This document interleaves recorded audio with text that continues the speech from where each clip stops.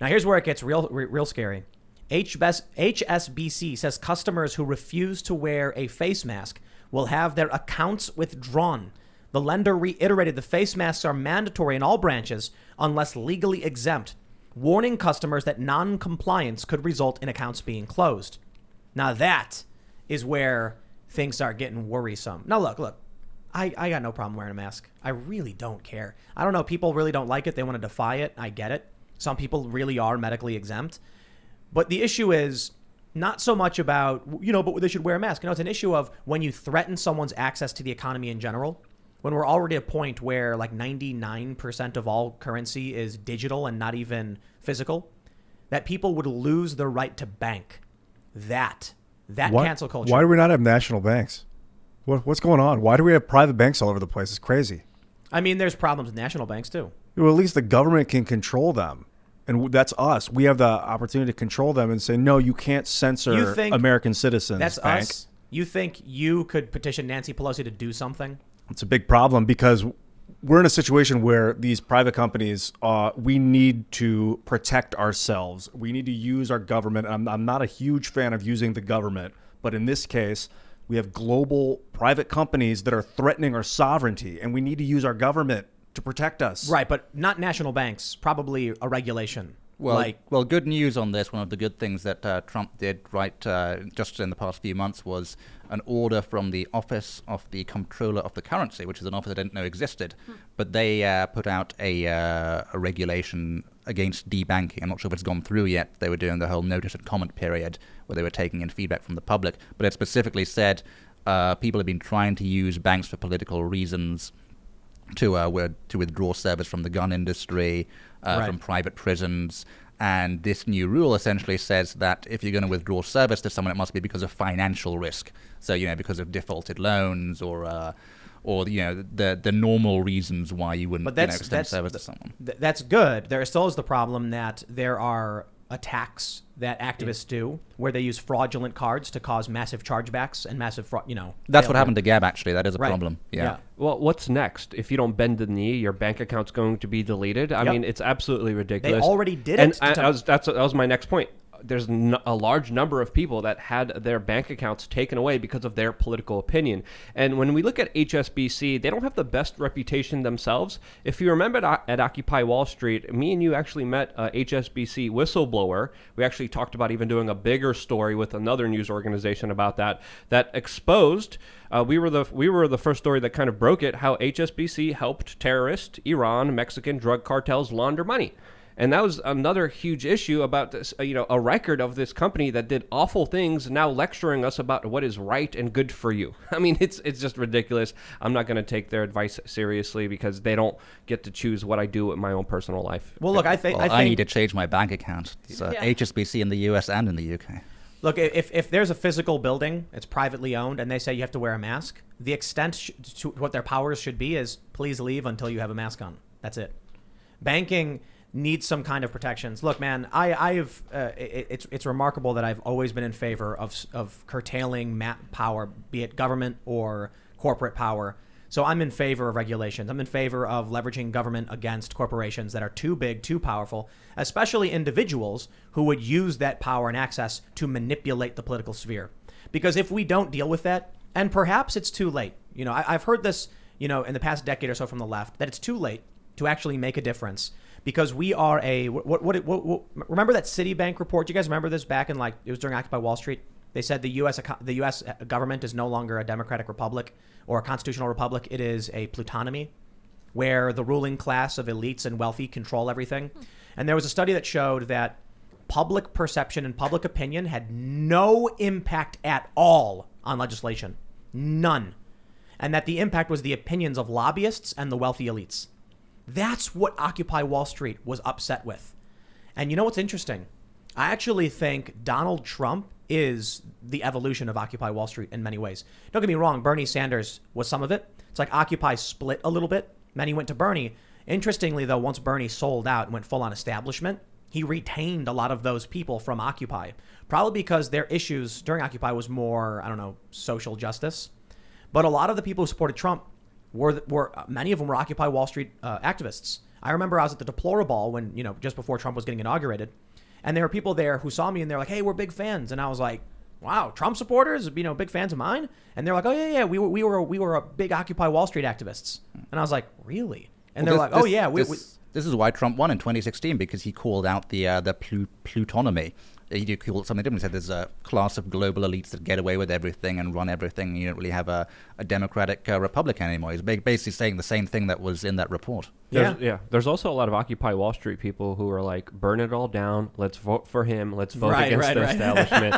And another thing, specifically connecting Occupy Wall Street and HSBC, there was a huge backlash against the banks, specifically HSBC, for this money laundering, where they ended up paying a $1.9 billion fine in 2012 for that horrible action that they were caught with their pants down on the laundering for drug cartels.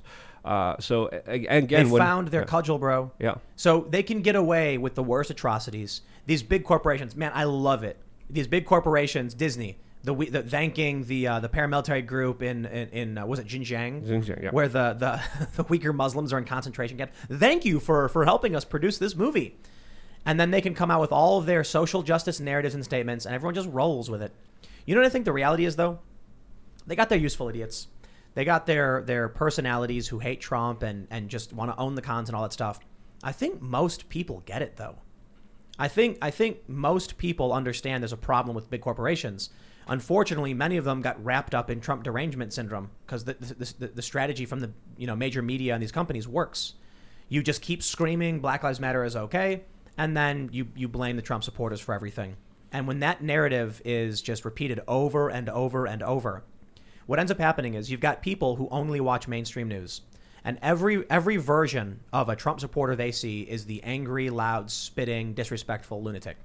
And they don't see a regular person. They don't see a Will Chamberlain, for instance. We just referenced one of his articles. Suit-wearing, lawyer, calm, very vanilla. They don't see that. Excuse me. Came all dressed up for this appearance. But you could go to I was just out shopping, and the lady at the store, she's like a Trump supporter, and she's a regular low lady, like serving baked goods. They see the TV. They live in big cities, so they don't encounter very many Trump supporters. And if they do, those people won't admit it, so they don't realize it. And they watch the CNN, and they just rag on Trump all day and night. And then they're told all the riots are good. And that shapes their worldview, and they don't realize. I think you mentioned it earlier that the left and the right populists agree on a lot, more than they disagree on. But it's an excellent way to get away with slave labor and concentration camps. Because all they got to do is put out their little commercial where they're like, "We're for social justice," and then put up a rainbow flag, and that's it. No outrage, no media, complaints. And it really does come down to where you stand on the woke stuff. Where do you stand on critical race theory or feminism or so on? That's what divides a lot of people.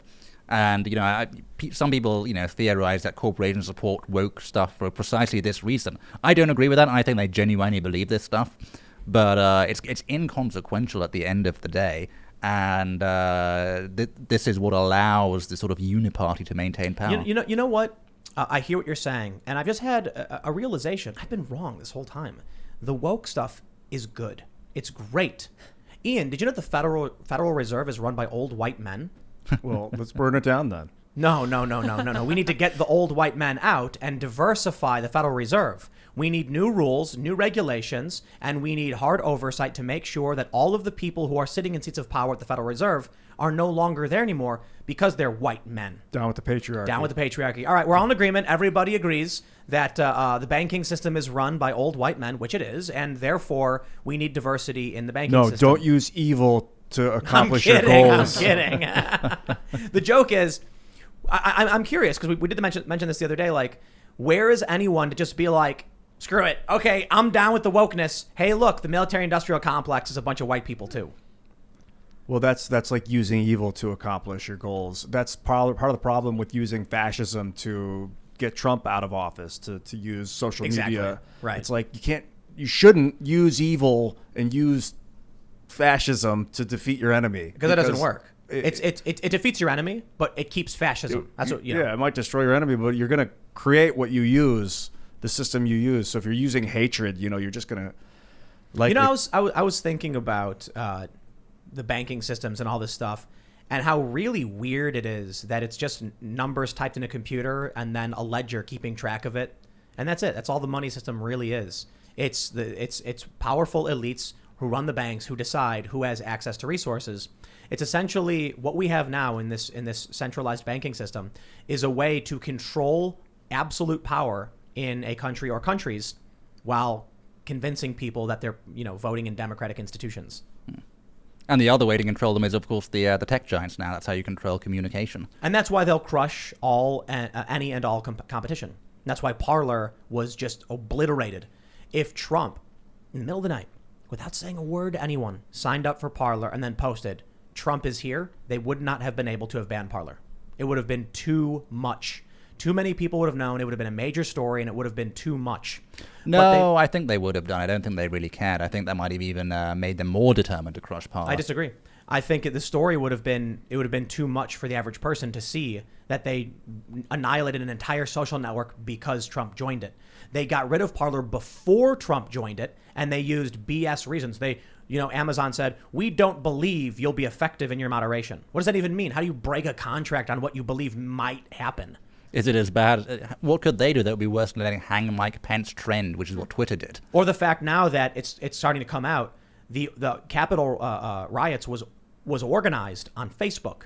Glenn Greenwald reported that first, and now Facebook's going, well, actually, how do you answer for that? Yeah, and there's even FBI reports of a supposed war coming to the Capitol with them knowing that there was a major clash point happening there that they chose to, what looks like, ignore, and nothing was really done about it at all. So that's yet another kind of thing to really kind of consider here moving forward. Facebook is responsible. I mean, it's not surprising. If you want to defend Facebook, by all means, you can go ahead and do it. It's the biggest platform. Everybody uses it. So, of course, they're going to use their organizing tools. The problem I have isn't to blame Facebook because they exist. The problem I have is the concerted effort from Silicon Valley to crush any rivals using fake reasons, like saying Parler had extremist content and they were organizing on Parler. Well, as the CEO of Parler pointed out, we have no organizing system. There's no way to organize events on Parler. Facebook has events and groups. Parler doesn't. It doesn't make sense. And Amazon claimed that they didn't believe the moderation would work. Why? Because the reality was Parler was removing the threats and the violence. They were doing exactly as they were supposed to, exactly as their rules stated, and getting rid of illegal content. So Amazon had to say, well, we don't think future moderation will be effective, because the reality was current moderation was. And that's how they justify crushing it. And then what happens is, you have these useful idiot sycophants. It's like, you guys ever watch that cartoon Recess? You ever see that? Mm-mm. You don't remember Recess? Mm-mm. It's about the kids in the school inside Recess. And there's I can't remember the old nasty teacher's name, and she was really mean to the kids. And she had this little hunchback kid who was like her henchman who would always do what she wanted. Aww. That's awesome. That's journalism, right? It's like Igor. They're like hobbling next to the establishment elites and the corporations. Yes, Hillary, tell me what to do. Ooh, Democrats. Yes, you're a bad guy. You're a bad guy. Tell me that I'm doing a good job, Democrats. That's the media. Yeah, the media has really been an engine of big tech censorship, even more than the tech companies themselves, I think. Because every time a tech company wasn't censoring enough, wasn't doing it fast enough or whatever, you'd have this huge media campaign to start an ad boycott. They did that to YouTube with the Adpocalypse. They did it to Facebook just last summer because they weren't censoring enough of Donald Trump's ads. So tech companies have to deal with that ever-present threat. If they don't play ball, the media will start an ad boycott. Well, that's even according to Alexandria Ocasio-Cortez with her statement today, who was saying that social media companies aren't censoring enough of speech, and she quote wants to rein in the media to stop the spread of disinformation. Those are her words that she used, today, as of course she was also calling for the banning of Parler. She was also suggesting putting Trump supporters on lists so they could be, quote, held accountable for their actions. And again, when we look at Alexandria Ocasio-Cortez, she's kind of this kind of thought leader of the left that's very popular, that's always promoted, always pushed, but she's pushing for some of the worst authoritarian, draconian measures that you could ever imagine, and for some reason no one is even questioning it or trying to say, hey, this is not a good idea. Because they're scared of Antifa. Listen, Antifa has created a culture of mainstream establishment protection to where it's like what I was saying about these businesses that fall in line and ban Parler because they're scared. CNN, MSNBC will defend Antifa. Why? Because they're terrified of them. That's why when you saw that MSNBC guy, whatever his name was, standing in front of a building with like 50-foot tall flames, and he goes, it's mostly peaceful. Why? He was standing around these people. Could you imagine what would happen if you walked into a crowd of Antifa and Black Lives Matter who are burning down buildings and said, these violent lunatics are destroying buildings and setting fire? They'd be like, shut them down.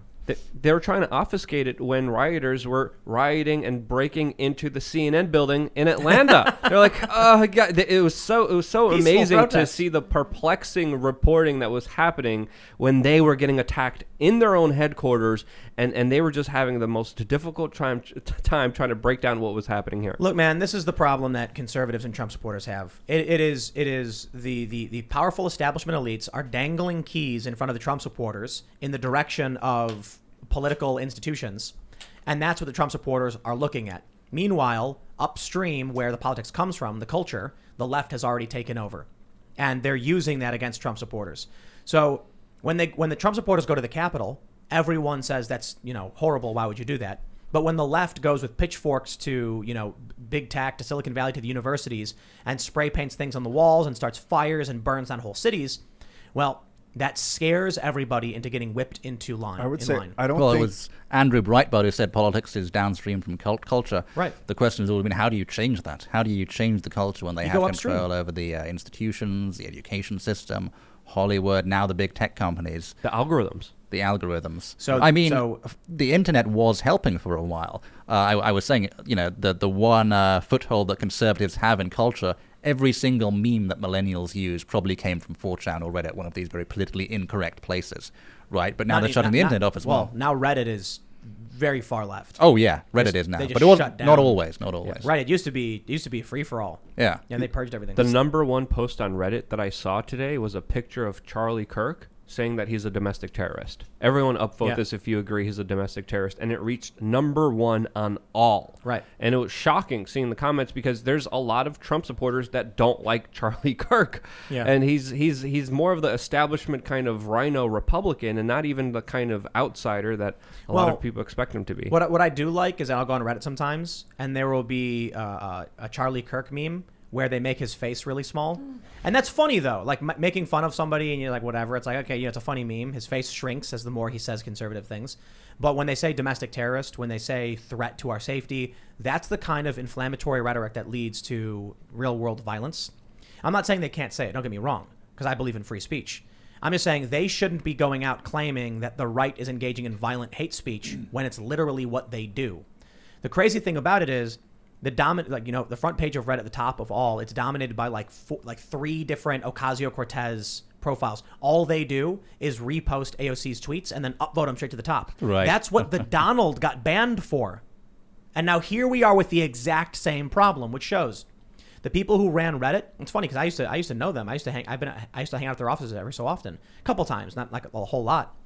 And they used to just be very much, what people like, they like, what they upvote. And then I guess they're in a city, and you had, let me tell you something. I had talked to some very powerful Democratic donors who were looking at ways to create apps that would function like social media platforms and would actually be like campaign tools. Like the idea at first, this is a long time ago, it was like 2014. They were like, how do we create an app for the campaign that functions like Reddit? And so I had meetings with people, and they never really went anywhere. And then to see what's happened now with the astroturfing of a place like Reddit, if you post a conservative opinion or even a moderate one, you're obliterated. You're gone. Your comment doesn't exist. Everything is dominated by the left, but the extremist tribal left. It's not even about, this is why I said earlier, it's tribalism. It's not even about economic policy. Like, think about if I came forward and I said, I believe we should have more progressive tax brackets. They'd be like, well, you're far right. In what capacity is that far? Doesn't matter. Because it's tribalism. It has nothing to do with what your politics are. It has to do with who you align with. That's like the tribalist is like it's like the distant hand of the control of the culture, which is the rich people. It's the money. And it has been for probably since the beginning of time, since the creation of currency or wealth in general. It used to be gold. It was salt.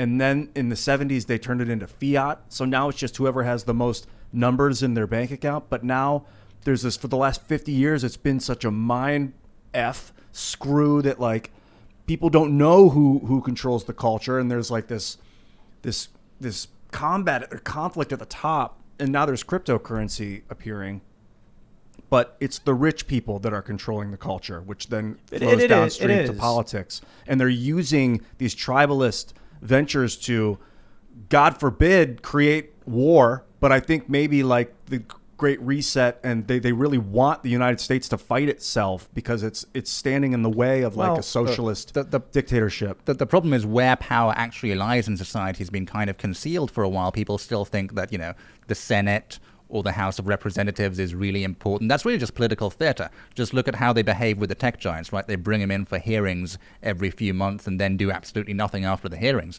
Most power now lies in the federal bureaucracy, political power anyway, and the rest of the power lies, as we've seen, in the tech giants, with the banks, with the corporations. I think it's almost like the elections I've often felt have been pointless. And only after Donald Trump won did I go like, wow, like, maybe voting it does matter. Like, wow, I can't believe Trump won. But now I still feel very similarly. Trump won, and so what? No, honestly, look, he won. The Republicans were in power. They didn't do anything. They didn't help Trump at all. They just sit on their hands. And I think it's basically what you said.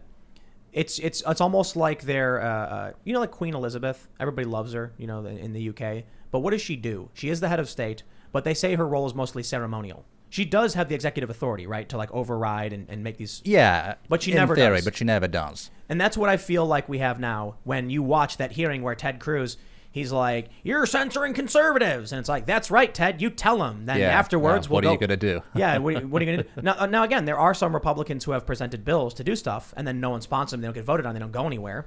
So it's almost kind of just ceremonial at this point. Yep. Are you guys prequel fans? The Star Wars prequels. You remember how in the Phantom Menace, so the Phantom Menace somehow got politics right, okay? Because the entire first half of the movie is about the queen of the planet who's just been invaded trying to get to the Republic Senate and make her case. And when she gets there, they demand more proof of this so-called invasion. And the Chancellor says, well, he'll have a committee discuss it. Right. So somehow they got American politics right there. That was a perfect allegory. Yeah, I think what you said about the kind of corporate elite being in charge is absolutely true. And when we really look at it, it's not just a corporate elite. It's a corporate banking billionaire elite that's absolutely unaccountable and commits some of the worst human atrocities that they're never held accountable for. Whether it's Monsanto, BP, Coca-Cola, Nike, they have a horrendous record of abuse of civil rights, of human rights abuses that deserve to be addressed, and yet they're lecturing us about how we should live our lives.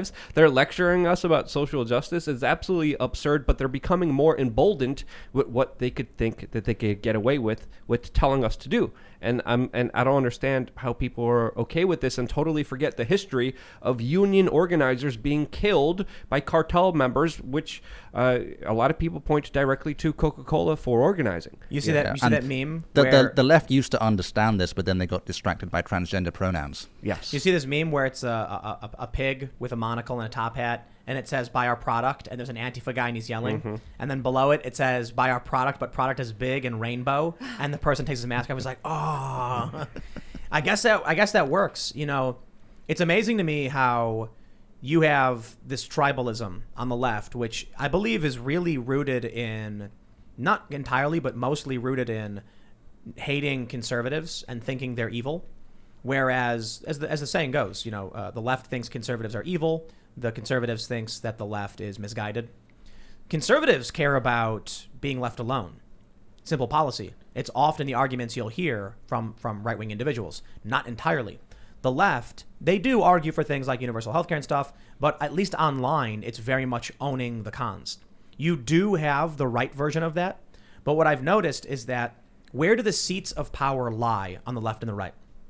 On the right, it is not the QAnon people. Certainly, they're influential in their own right, and that's kind of weird. But the most prominent voices and the most powerful and largest are like Conservative Inc. Run-of-the-mill, mainstream. Look at Ben Shapiro. He is your typical conservative. He is particularly mainstream, in terms of left or right. Look at the left, though. It's Ocasio-Cortez. 12 million followers, getting 100,000 concurrent views. Not moderate mainstream Democrats. So the Overton window is shifted to the left. And it's remarkable when I hear the left say it's shifted right. I'm like, do you know anything about the past decade of politics? Trump, it's like less war. What are you talking about? I guess, what's funny It's nationalism when you don't want to go blow up other countries, and it's a bad thing, I guess. What about Fine. I keep thinking about the Saudi princes. Like, we talk about the wealthy elite of the globe and as the banking system, but how do the princes and the kings of Saud tie into this? Because they say like Elon's the richest man in the world, but he's not. He's just the richest man on the books. You have the Saudi king and the princes that are like trillionaires. You know, they own the country and all the people in it. And the United States sold them a bunch of weapons. Like Trump But that's sold us out to Saudi Arabia. That's not Trump. It's the he U.S. did a weapons deal with, and it's the U.S. It's the office of the president. He authorized it. includes Trump, but it's Trump. It's Obama. It's Bush. It's Clinton. It's all of them. When you said he was like a holdover of Occupy Wall Street, I don't agree. I just think he happened to be rich, but he's a sellout. He would have sold us out in a heartbeat. He did. No, I think Trump was a raging bull that was stampeding through the ivory tower. And so what the Occupy Wall Street people were like, this is really interesting because it's split. You had Bernie Sanders challenging the machine, but then he joined the machine. And then you had Donald Trump, who was this wealthy billionaire elite, who then started ranting and raving about how he didn't like it and challenging the establishment. It's kind of weird how that twist occurred. But I think you had a lot of people from Occupy who eventually just threw their arms in the air and said, send in the bull. Like, you know what, man, what's going to fix this? Just have him romp about for a little bit. Yeah, that's basically what happened. So here's my take on Trump. I mean, he was, as I said, the raging bull. He couldn't be controlled. He was genuinely outside this system, and they couldn't control him. But once he actually got power, he just got kind of completely ruled by the establishment. They got all the establishment Republicans got their people in the administration, and nothing really started happening until the last year of the administration. Thanks for checking out this clip from the Timcast IRL podcast. We do the show live Monday through Friday at 8 p.m. So come back to check us out when we go live. Don't forget to subscribe, hit the like button, hit the notification bell, and we are also available on all podcast platforms for free if you want to listen to us there. Thanks for hanging out, and we will see you all next time.